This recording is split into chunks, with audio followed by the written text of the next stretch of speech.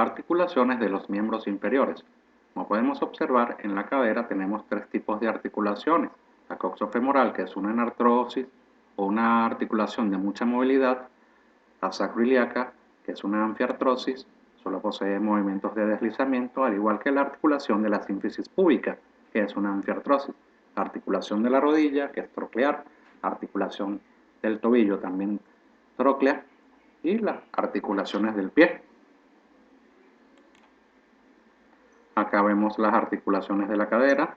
En primer lugar, la articulación sacroiliaca, donde se articula el sacro con el hueso coxal. Es una articulación tipo anfiartrosis, donde solo posee movimientos de deslizamiento que se van a ver en los movimientos de elevación y descenso de la pelvis. La articulación coxofemoral, que es la articulación más móvil, es una anartrosis y posee los 6 tipos de movimiento: flexión-extensión, abducción-aducción y rotación interna y externa. La sínfisis púbica articula los dos huesos del pubis, es una anfiartrosis y posee también movimientos de deslizamiento.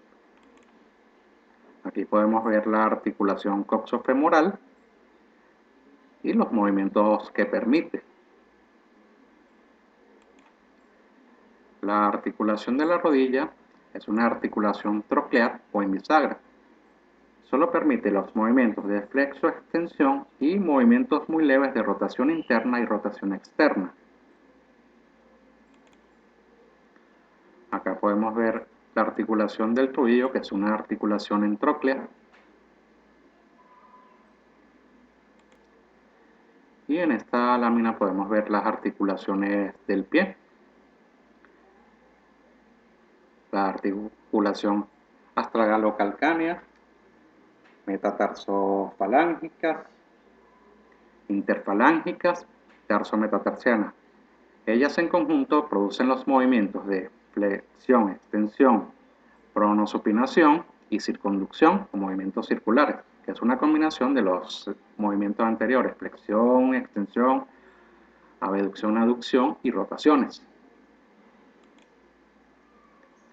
Ahora vamos a hablar sobre el sistema muscular. El sistema muscular es el conjunto de más de 600 músculos que existen en el cuerpo humano. La función de la mayoría de los músculos es producir movimientos en las distintas partes del cuerpo. El sistema muscular crea un equilibrio al estabilizar la posición del cuerpo, producir movimiento, regular el volumen de los órganos, movilizar sustancias dentro del cuerpo y producir calor. Anatomía del sistema muscular. El músculo es un órgano contráctil que determina la forma y el contorno de nuestro cuerpo. Cuenta con células capaces de elongarse a lo largo de su eje de contracción. La característica fundamental de los músculos es su capacidad de contracción, hecho que permite producir movimiento en todas las partes del cuerpo. Esto se efectúa por la acción de células especializadas que son la base de la constitución de las fibras musculares.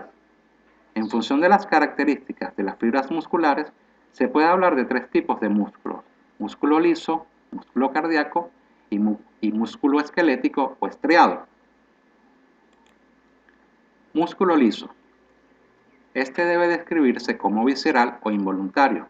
No está bajo el control de la voluntad. Se encuentra en las paredes de los vasos sanguíneos y linfáticos, el tubo digestivo, las vías respiratorias, la vejiga y las vías biliares, y el útero. El músculo cardíaco o miocardio forma la pared del corazón. Es un tipo de músculo estriado con algunas características especiales. Su función es bombear la sangre a través del sistema circulatorio. Músculo esquelético o estriado. Puede describirse como un músculo voluntario o estriado. Se denomina voluntario debido a que se contrae de forma voluntaria. Un músculo consta de un gran número de fibras musculares. Los músculos esqueléticos presentan fibras musculares constituidas por miofibrillas, cada una de las cuales está envuelta en una delgada capa de tejido conectivo o endomisio. Haces o fascículos formados por un conjunto de fibras envueltas por una vaina de tejido conectivo o perimisio. Conjunto de haces o fascículos musculares constituyen el músculo propiamente dicho, envuelto por una capa externa o epimisio, también llamada fascia o aponeurosis. Células musculares. Las células que forman el tejido muscular se llaman miocitos o fibras musculares debido a su forma alargada. Los miocitos del músculo estriado son muy largos, tienen forma cilíndrica y están multinucleados, es decir, cada célula contiene varios núcleos. Las fibras musculares individuales se agrupan formando fascículos. Cada fibra está rodeada por una capa de tejido conjuntivo que se llama endomicio, mientras que el fascículo completo está envuelto en el perimicio. Varios fascículos se agrupan para formar el músculo íntegro que está rodeado por el epimicio. Las células se encuentran cubiertas por una membrana estimulable llamada sarcolema, mientras su citoplasma se denomina sarcoplasma, y en ella existen un gran número de mitocondrias grandes y muchos gránulos de glucógeno. Una característica especial es la presencia de filamentos proteicos contráctiles. Los filamentos que se encuentran por todas las células y solo son visibles en el microscopio electrónico. Se clasifican en dos tipos, finos y gruesos. Los filamentos gruesos consisten en una proteína llamada actina, de forma fibrilar, aunque también puede ser de forma globular. Los filamentos finos consisten en otra proteína llamada miosina. Cuando los miofilamentos se agrupan, se conocen como miofibrillas. Placa neuromuscular. La placa neuromuscular o unión neuromuscular es la conexión que se establece entre una neurona motora y un músculo, mediante la cual la neurona transmite impulsos eléctricos a la fibra muscular y ésta se contrae. En la placa neuromuscular intervienen dos células, la neurona motora y la célula muscular. Entre ellas queda un espacio que se llama hendidura sináptica, como lo podemos ver aquí en la imagen. Cuando un impulso nervioso, potencial de acción, viaja a través del axón de una neurona motora, alcanza al final de su recorrido la región que se conoce como botón terminal, donde se libera el neurotransmisor acetilcolina a la hendidura sináptica.